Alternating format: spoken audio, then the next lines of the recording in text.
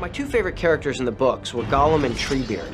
Gollum was 500 years ago very much like Frodo. The ring has twisted and distorted him and made him full of hate and menace. And he's very much the alter ego of Frodo. And Frodo in this particular movie comes to recognize that because he sees in Gollum what his destiny is going to be unless this ring can be destroyed. It's one of the first times that you've ever seen a computer-generated character has been so driven by an actor's performance. There was a real richness to it because the actor was not only allowed but encouraged to help craft the performance. And the animators have really captured Andy's face and his likeness and his in the animation. He steals the show. It's all about Gollum. Was it challenging working with part actor, part CGI created being? It was just an extra element to have to factor in, or and oddly enough, a non-element that you had to factor in, because Andy would be there as an actor and we'd go through the scene and we'd shoot passes with him there. So it was not so challenging in the sense that Andy provided so much for us as an actor and as this character that he created as Gollum. Smeagol would be, obviously he's the more kind of naive, innocent one who's been really kind of suppressed and squashed down by Gollum, who is the revengeful, kind of hard-bitten, you know, he wants the ring back at all costs. He's the addict, and Smeagol is so you know, we basically pushed the characters apart vocally, making Gollum more kind of guttural and more throaty, and Smeagol was much higher and more nasal. Can you give me a little bit of the voice? What does he want with Mordor? Why does Master want to go there? You know, one of the themes that Tolkien cared a lot about was the environment. What's making that noise? Tolkien hated industry, he hated factories. And this is his revenge in this story, because the trees, the walking, moving ents, which they're called, they literally attack the factories. They decide enough is enough. We're not going to be chopped down and used for firewood anymore. We're just going to fight back. You guys spend a lot of time in the tree. Mm-hmm. Yeah. What was it like working with the tree? He could be a real... That is true. He in was, what ways? He smelled? well, he was just a real focus puller, you know. He's a big guy and interesting looking, and he would just try and really steal our thunder. He couldn't steal your thunder, though. Oh, thanks, Bill. No worries. It was hilarious. There was some moments of real surrealism where the whole of the studio would empty at tea break, and Billy and I would be sat up there drinking tea and coffee and just talking, and Treebeard, the electronics would be broken at that point, so he'd just always have like that. Nighty night. Yeah. He wouldn't take his tea. He'd have a little break. Cruel Frodo says they tricked us. Hey, it's Scott Hoover with Totally Hollywood TV. It's twice as nice on the red carpet. We're here for Lord of the Rings, The Two Towers. The premiere starts right now. Carry on, sorry. We'll give you some That's embarrassing. Did you take any souvenirs away from Middle Earth when you got done filming? Yeah, I've got the one ring at home. Yeah, so I maintain my burden. I mean, I have lots of pictures. They told us we weren't allowed to take pictures, and I took pictures all the time, but I don't have anything. Well, I stole some ears. Yeah, I meant to get some feet, but I left it till the last minute and then I forgot. Most of them are emotional souvenirs, you know? I mean, I got some gifts and things like that, but mostly it's how I feel about people like Carl, you know, and the other New Zealanders that we worked with. I came home with some stuff from Edoras, which is the centre of the kingdom. I got a couple of horse heads that were like, maybe I shouldn't say that. No, I didn't, but if I did, I wouldn't be telling you because I get in trouble from the studios. Peter gave me a fantastic bust of Gollum that he signed, you know, and that is an incredible thing. I brought back loads of stuff, you know. You know what? I have to be honest though. I really, for the life of me, couldn't remember what. I left it. It's all been in boxes at my mom's house, and she's been flipping out because she's going, I can't have any guests to stay. I've got all your stuff in the house. I'd never have gotten away with it, but I would have liked my dagger. I wouldn't have mind my sword, actually. I think all the guys in it would have liked that. I'd like to have a set of axes over the chimney, just in case any orcs break in, you know, you'd give them a wee surprise. I really want my sword, desperately, but I had one of the boys who did a lot of stuff, like made all of my busts and that sounds so weird. One of the guys who worked at Weta made a ring for me. Now, I hear about the camaraderie you guys had. I heard about the tattoos. Anything else that you guys did as a bonding experience? Made sweet love. No. A tattoo? I brought back a tattoo. Not really. Tattoo we thought was about as, permanent as you could probably get. We were inspired by the New Zealanders, really, because that country is, I think it's normal for that country to put the group effort first and individual effort second. We all learned how to surf together, and we'd never surfed before, so we would take trips together. We're like best friends. We're more than friends, we're brothers. It just sort of transcends that. We had such a good time. I mean, an unbelievable good time. And the friends I've made hopefully are going to be my friends for the rest of my life. They're my brothers. I love them. We love each other. We see each other whenever we can come to we're all in the same town. This film has been huge, and when we get together, we love to hang out. 3 prophecies I made the second week being there. 1, these were going to be bigger than Star Wars. 2, they were going to be the biggest grossing pictures of the year. And 3, in 20 years' time, when you look back, you'll say, Lord of the Rings is a masterpiece. $860 million box office, 13 Oscar nominations. Had to be somewhat disappointing. It's all too crazy. It's the ring he wants. It's all he cares about. You have no idea what it did to him. What it's still doing to him. It was this kind of weird thing where every day we'd be getting calls of, nominations here and a certain amount of money here, and it just became insane. So it got to the point where we were kind of like, what next? What business? There's an elf, a man, and a dwarf having the Riddermark. Speak quickly. During the filming, the 9 members of the Fellowship of the Ring exchanged rings. They each got a tattoo of the number 9 long before they knew they had a hit on their hands or arms. Got it. It also had to be a sigh of relief knowing that you had that tattoo, because had this movie come out and bombed, every day you would have looked at... Wouldn't that sucked? Damn. Dude, why am I a Fellowship member? Do I have to be? Can I get it removed? Is there going to be a scar? This is Miranda Otto, and you're logged on to the OneRing.net. You feel about portraying one of the most heroic women in English literature? Well, on the one hand, honoured. On the other hand, a little nervous and frightened, because there are a lot of people who come up and say, she's one of their favourite characters from the book, if not their favourite. They're all very attached to Éowyn. Yeah, because she's such an interesting woman for these sort of books. Someone who is both has a feminine side, but has such a sort of strong masculine, or at least qualities that are usually attributed to men. Especially in the man's world, the way it's portrayed in Tolkien's work. And it gives her such a diversity where she starts and where she goes to. It's a very big journey. So yeah, I guess now more than ever I'm probably quite nervous, because we all individually kind of fought for as much as we could to keep things like the book. We played around with it a little bit. We tried other things, but a lot of the things that we tried all the things that we tried that didn't work are out. All right, how you doing? Say hi to the fans on the internet. Hey guys, how you doing? Good to see you. Ladies and gentlemen, this is Carl Urban and his uncle, Bernard Hill, who's over here. Hey man. How are you? Good to see you. We wanted to ask both of you, what kind of equestrian experience did you guys have, actually, before being pulled into the project? It's all about the horses. Well, I was just an ordinary day rider, But I suggested something quite early on for Pellinore Fields for film 3. And it didn't take me long to realise that at that stage I couldn't have done it. I suggested a piece of horsemanship that I was incapable of doing. So I think like we all did, we all went up for riding lessons, and I changed myself from being a day rider, a reasonable rider, into a horseman, which I needed to do.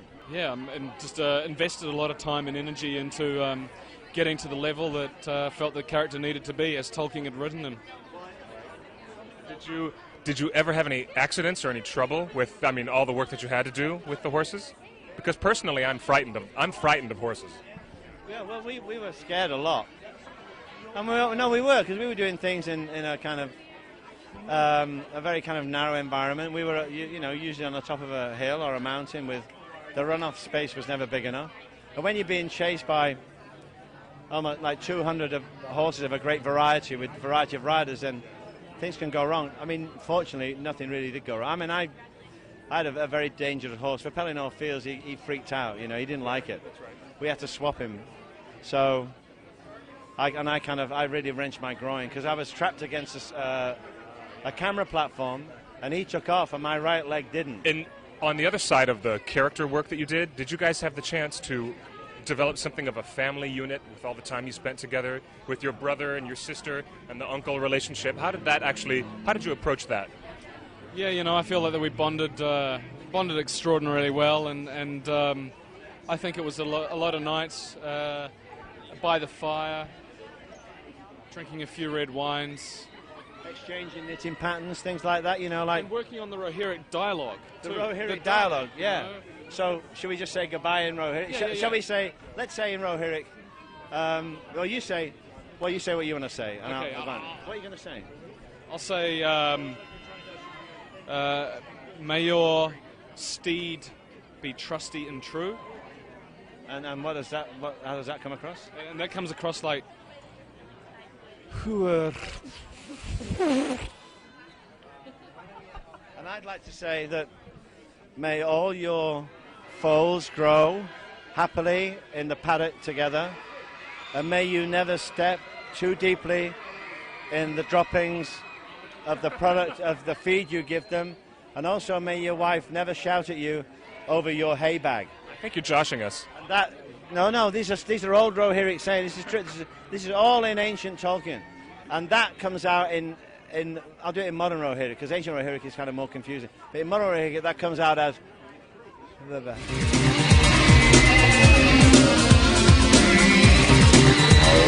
Éomer and Éowyn are played by Carl Urban and Miranda Otto.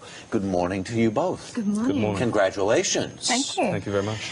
This is the second of what will eventually be 3 movies. You weren't seen in the first one. Mm-hmm. Did you come in the middle of, what was it, a year and a half of production, or did you start in the beginning, or were you in it all along? They've been shooting for about 6 months when I got there, and in total they were shooting about, I don't know, 18 months. So I came in part of the way into it. All right. What was it like to join into what has clearly become this sort of merry band of brothers, and it's almost a cult, the people who've made the movie. Yeah. It was actually a lot easier than one might suspect. Like, I've done a lot of small independent New Zealand films, and to suddenly walk onto set onto the biggest film on the planet. I mean, the first day that I was on set, there were 500 guys dressed in orc outfits, 150 guys in horses on horses, and we were on fighting in front of this 2-story backdrop of Helm's Deep. So it was big, and I was very nervous, but I must say that, you know, everybody made themselves, you know, totally friendly and went out of their way to make ourselves, you know, feel great. Yeah, there is such a sort of reverberation from everyone we talked to from the film about this sort of feeling and emotion that everyone has sort of carried together from the... When you work with good people like that for such an amount of time, you're destined to become really close all that time. You had, you know, as a female in the movie, as a female human, well, you know what, let's take a little clip of you in action, and we'll come back and talk about it. The women of this country learned long ago that those without swords can still die upon them. I fear neither death nor pain. What do you fear, my lady? A cage. To stay behind bars until use and old age accept them. And old children. Nicely done. Thank you. It's nice to have lines like that and, you know, be in the middle of all that rough and tumble. Yeah, that's some of my favorite stuff. That's one of my favorite scenes in it, actually. I think that's very much what my character's about. It's great to play a woman in a film like this who would seem like the archetypal princess character, but actually has a lot of guts and strength and is a fighter. And as you can see from the clip, there is something that is brewing between you and Aragorn, whose love actually happens to not be human. Yes, but I don't know very much about that, so I just see him as this wonderful guy who comes in, who represents everything that I long for, and there starts to become a growing fascination between us. I want to go back. You're from New Zealand, and you've had a career there of some establishment, and won like the Best Actor award in New Zealand. But you were having really difficulty getting on this film. Well, yeah. I mean, you know, it was a project. It was a book that I'd read when I was 12, and then reread when I heard Pete was doing an adaptation, and I desperately wanted to be a part of it. But they had already been filming for about 7 months, and I really felt like I'd missed the boat. But unbeknownst to me, Peter Jackson is good friends with Harry Sinclair, who directed a small film that I did called The Price of Milk. And Harry took a rough cut of The Price of Milk down to show Peter, and then literally one day, like right out of the blue, I got this call, 2 calls. The first one was, "Are you available?" And the second one was, "Would you be interested?" Wow. And the answer was... They were rhetorical questions, you know. You said, give me a couple of weeks, I'll think about it. Let me mull this over. So you've been then on the sidelines, though, quite literally, as this first movie has been rolled out, has made almost $1 billion, has been this worldwide phenomena. Are you prepared then to latch on to this rocket ship? Oh, it's a little overwhelming, actually. It's been nice to be able to watch it from the sidelines for the last year and just see exactly what was going to happen. I mean, my main concern through all that time was actually getting to see audiences enjoy it and be taken away with it, like I was for the first time when I went on set and I saw what Peter was doing. That's been the really exciting part. Now comes our turn, and it's all the attention, and we've got to work out how to deal with that. And if you're sitting here looking at Carl and saying, "Why does that face look familiar?" It's probably from your People magazine Sexiest Man Alive issue. Are you embarrassed by that? Oh, not embarrassed. I'm just unaccustomed, I guess. Well, good luck to you both, and Thank you. congratulations on the second Lord of the Rings. Thanks. Thank you so much. Carl Urban and Miranda Otto. So the first time that you guys saw the movie in its entirety, it's really kind of like the first time that you see everything that's happened and it all came together. Yeah, yeah. What was your reaction? Well, it's different from, as you say, the Fellowship, because we were in those scenes and you could see them on the monitor. With this, it's probably a more enjoyable watching experience because it's more surprising. But on the flip side of that, we've already seen what Elijah looks like as Frodo, and you know what an Uruk-hai looks like, and an elf, and a wizard. You know, so there's that kind of thing that's lost. But my personal reaction was the same as the year before, which is just a complete over-sensory kind of overload, and then just a lockdown. So I came out of the movie, and people were asking me questions, and I'm just like, yeah, it's good, you know. And it was a couple of days of processing all that information before you have any real concise opinion about it. You were dribbling, weren't you? Yeah, I dribbled for quite a while. Just gibbered on. Gibbered. Like a dabble. Give him the half name passed out. But yeah, I thought it was incredible. I mean, so huge, such an epic movie. And are you able to enjoy it like a kind of typical fan? This one more than the first, because as Dom says, in the first, you know, we saw all those scenes being shot because the Fellowship was together. But in this one, you know, I can watch all of Helm's Deep. I was never there. You know, I can watch Frodo and Sam because I wasn't on the Dead Marshes. So, you know, I can, but you know, it's always one step back. You can't enjoy it like someone who wasn't involved in it. And as we talk about it, how do you guys not slip into the third movie? Because it seems to shoot them all at one time, it seems like it's all in your head. So how do you not accidentally tell me something that's in the third movie that you don't know where it falls? It's contractual. If we talk about the third movie, they make us Hobbit-sized in real life. And also, it's just a big fabrication. We haven't actually shot it yet. Wow. Yeah. That's a scoop. We're just waiting. When do you start shooting that? We're just hoping. A week on Wednesday. We're hoping that the Two Towers does well. Otherwise, that's our bank check. We won't see the other one. Yeah. Now, yeah, I think we have a pretty good grasp on it now. It's probably because we've read the book so many times. We know where it starts and ends. But the interesting thing is that a couple of things that were in the second book moved on to the third movie now. So that can sometimes be confusing. But we're pretty good, aren't we? Yeah, you're good. You're Thanks, really good. Mel. Oh, nice. Very smooth. Thank you. It was smooth. Yeah. Didn't see that coming at all. Mel Gibson taught me that, mate. Thanks, Mel.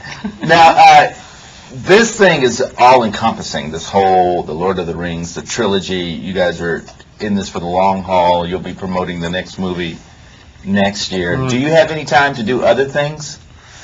Yeah, Billy's been working. As Dom said, I was down in Mexico for about 6 months this year working on a movie, Peter Weir movie. And it was great because I was so close to LA that Elijah and Dom, when they weren't working, would, you know, nip down and see me, and we could surf together down in Mexico, or I would come up to LA and hang out.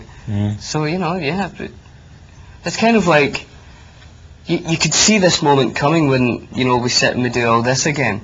But there was a long time when, you know, Lord of the Rings is always there because people kind of love it and want to talk to you about it. But of course there's, you know, tons of time to do other things. Because you've done this, do you not want to do any big epic kind of thing in the future anytime soon? Well, I think I did one. I think I just did, yeah. We did, the Peter Weir movie is set on a three-mast frigate, Napoleonic War, huge kind of, you know, war movie. So, no, you know, every project comes with its own kind of merits, and you take it on that. You know, the chance to work with Peter Weir and Russell Crowe and a great script, you do it, whether it's epic, whether it's a big epic or not, or, you know, if a theatre piece came up that we really wanted to do, I'm sure we would do that. You know, you do whatever kind of feels right to you, I think. Have you guys been able to enjoy the success that's come your way because of this? In what sense? What do you mean? How do you enjoy it? Maybe that's my question. How do you enjoy it? I mean, I don't think my life changed that much, you know. I still do the things that I like doing. I still go out and have dinner with my friends and party a little bit when I want to. And I guess I moved to LA, which was a bit different. But you know, we all surf and we all enjoy watching movies, and you know, we're all big music fans, and we just do the same thing. There's been times where I guess being involved in this movie has helped. You know, we've been to some kind of big PlayStation parties and we get a bunch of games and we all get excited and stuff. But, you know, we never get complacent about that thing, do we? We always enjoy it and, you know, really have a good time. And, yeah, nothing really changes, I don't think. I think it's great. I mean, work-wise, it means that your work is now seen in a sort of international stage. So there's a better chance of meeting and getting to work with people that you want to, you know. But other than that, I mean, your life is just kind of, you know, like anyone else's life, I suppose. You know, we all met really good friends. That's kind of the major plus, I think, in being involved in something so positive. I think Billy and I are on quite a two-man mission to try and break the myth of being involved in movies means that you have some crazy life, you know. I mean, it's the same as everyone else. We're lucky enough to be kind of financially secure and stuff, but I would say I do the same things that all my mates still do back home. You know, I still kick a ball about in a park and, like I said, go surfing and go to the gym and eat good food and watch movies. That's just what young people do at my age. I'm lucky enough that I can travel a little bit and, you know, go and see my friends, but in the back of my mind, I'm still the same person that I was when I was 16 years old. Maybe 17. Yeah. Except now you get a private jet and you hang out with stars. Yeah, that's true. I don't know. Other than that, nothing's changed. That's it, guys. Thank you very much. Thank you. Thanks, Patrick. You and your private jet. Thank you very much. Hey, give me a call. If you turn off the camera now, I'll tell you. And then we'll tell you. Exclusive interviews with Elijah Wood, Arnold Schwarzenegger, and Lucy Liu. Lord of the Rings also made a big splash at the convention. Elijah Wood joined a couple of fellow hobbits to promote this week's DVD release and the December debut of The Two Towers. He told us how the highly anticipated sequel will differ from the book. Helm's Deep has been slightly changed. It's a little different, where we now have elves fighting at Helm's Deep, where elves don't fight at Helm's Deep in the book.